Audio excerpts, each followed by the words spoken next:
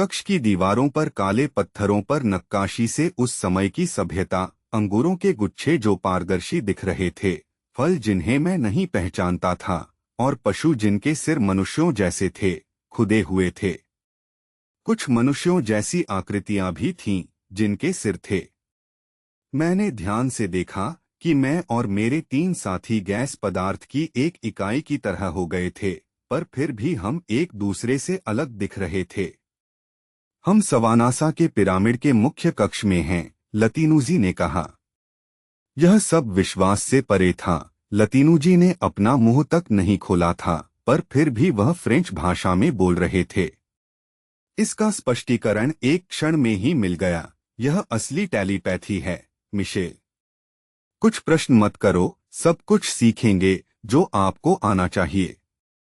अनुभव को बताना है, इसलिए मुझे अपने आप स्पष्ट होता जाएगा, और आप वह उस अवस्था में मेरा सूक्ष्म शरीर साइकोस्फीयर में प्रवेश कर गया था। जो शब्द देखने या सुनने या अनुभव में आ रहे थे, वह पूरी तरह से सटीक नहीं थे, बल्कि केवल काम चलाऊ थे, क्योंकि अनुभव बहुत सहजता से हो रहे थे, जो सामान्य अनुभव से बेहद अलग तरह के थे।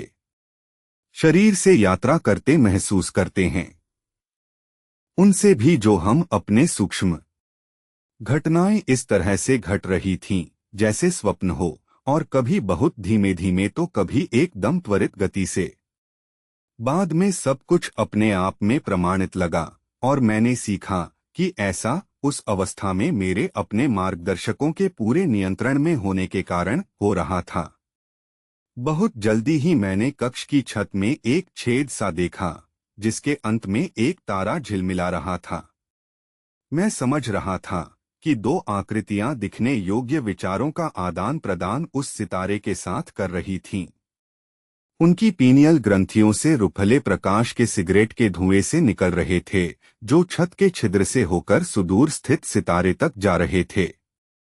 दोनों आकृतियां पूरी तरह से जड़ थीं, और उनके परितः एक कोमल सुनहरा प्रकाश उमड़ रहा था। मैं जानता था कि अपने सहयोगियों के प्रशिक्षण के कारण वे दोनों आकृतियां न हमें देख पा रही थीं, बल्कि हमारी उपस्थिति से अप्रभावित भी थीं, क्योंकि हम उन्हें दूसरी डायमेंशन से देख रहे थे। मैं अधिक सतर्कता से उन्हें देख रहा था। उनमें से एक वयोवृद्ध पुरुष थे, जिनके श्वेत बाल कंधों के पीछे तक बहसे रहे थे। उनके सिर के पीछे रब्बियों की तरह का गेरुए रंग का कपड़ा, जिसे कफनी कहा जा सकता है, बंधा हुआ था।